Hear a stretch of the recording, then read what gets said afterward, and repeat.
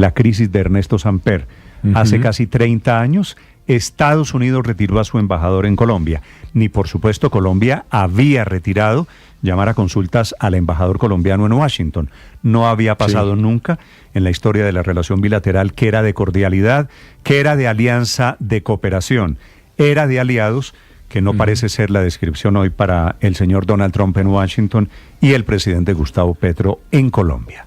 Sí. No, Néstor, cuando el gobierno de los Estados Unidos le quitó la visa al entonces presidente Ernesto Samper, pues estuvo siempre presente el embajador de Estados Unidos en Colombia, el señor Miles Frechet, que era un conspirador, sin lugar a dudas. Pero ni siquiera en ese momento el gobierno de los Estados Unidos llamó a consultas a su embajador. Es que esto no tiene antecedentes. Creo que el último antecedente de que el gobierno de los Estados Unidos haya llamado a su embajador en Colombia es en 1903. En el contexto, pues, la en ese momento, de Panamá. Separación de Panamá, de acuerdo, pero imagínese, Felipe, que habíamos tenido una relación centenaria de relativa tranquilidad, con ires y venires, pero esta crisis de hoy, por eso digo que no es inédita fácilmente comprensible e histórica. ¿Por qué el gobierno de los Estados Unidos tomó semejante decisión? Porque evidentemente es comprensible, muy fuerte. Es comprensible, Héctor. Es que están pasando muchas cosas. Pero es que están pasando muchas cosas que tienen molesto al gobierno de los Estados Unidos. Ver, Le enumero un par solamente. Felipe, pero déjeme decirle una cosa, Felipe.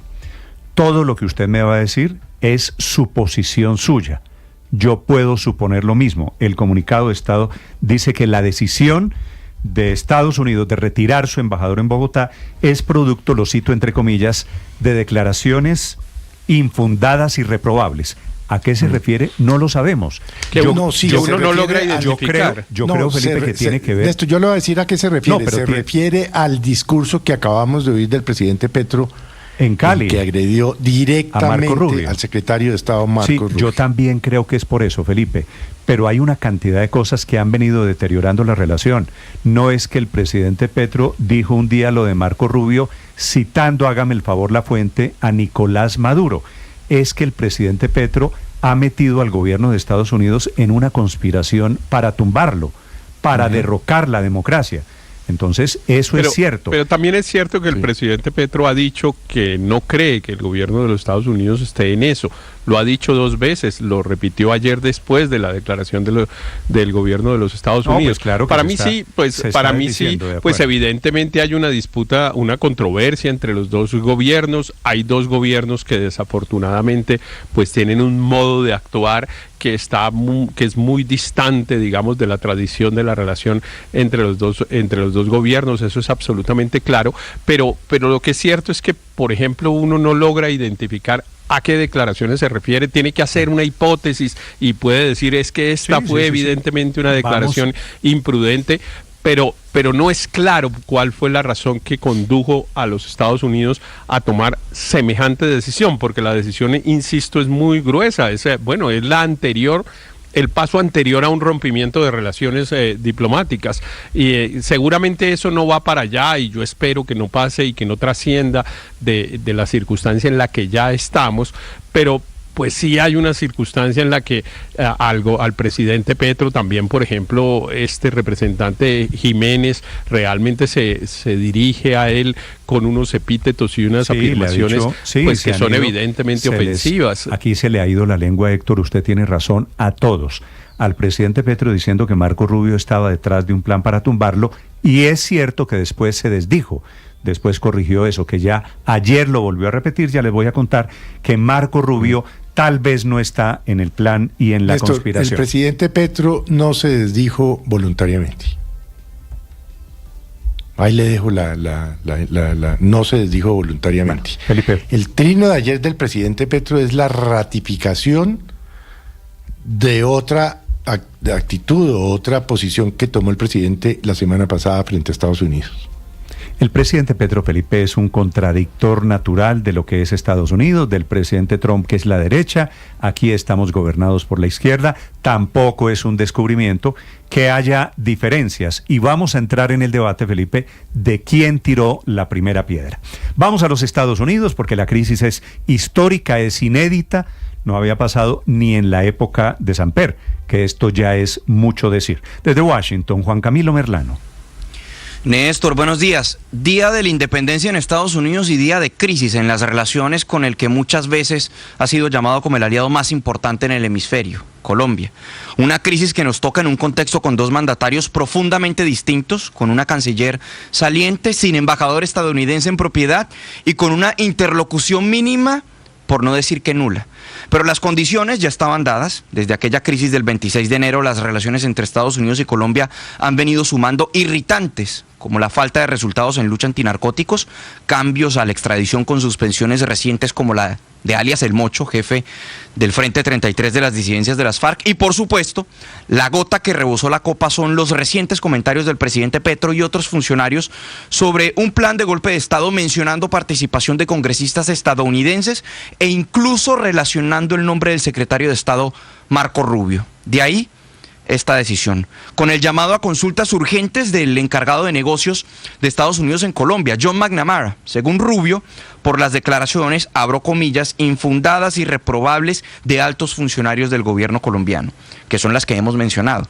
Aunque hay que destacar que Petro en otras declaraciones recientes, como ya ustedes mencionaban, ha dicho que no cree que Rubio haga parte de ese supuesto plan que él denuncia. Pero no es solo esa medida de citar al embajador, que además el presidente Petro también ordenó el llamado a consultas al embajador Daniel García Peña, sino el retiro de visas a funcionarios del gobierno Petro. ¿Cuántos funcionarios? No hay claridad.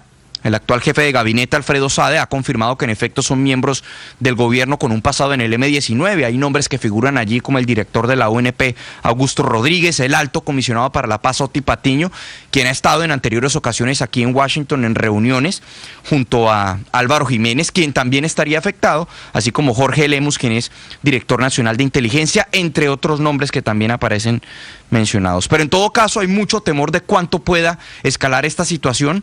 Lo que nos dicen fuentes aquí en Washington es que Estados Unidos está a la espera.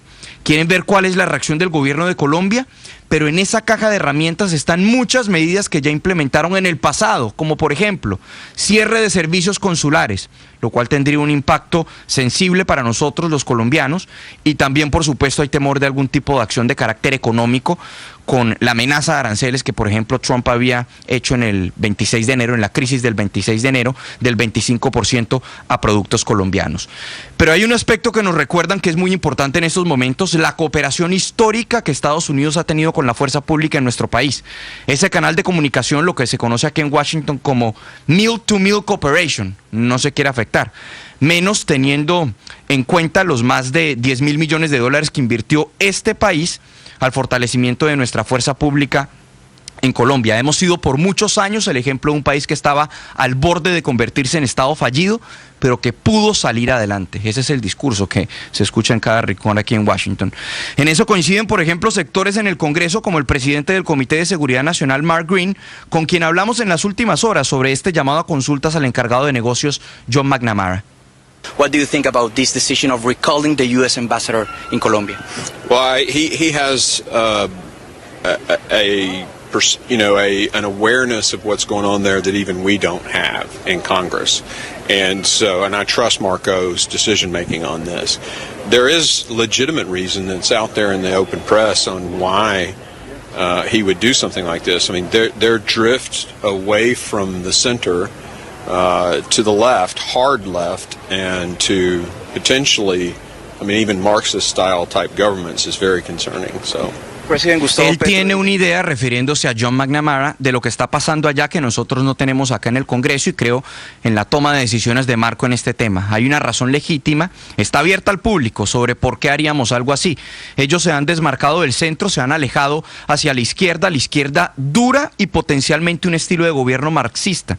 Y eso es muy preocupante, es lo que dice el presidente del Comité de Seguridad Nacional, Mark Green. Otras reacciones, por ejemplo, hay una que llama la atención de Bernie Moreno, quien escribió un trino en las últimas horas haciendo referencia a los comentarios de Petro. Dice: los Estados Unidos comparten una relación de larga data y duradera con Colombia y tiene un profundo respeto por su gente.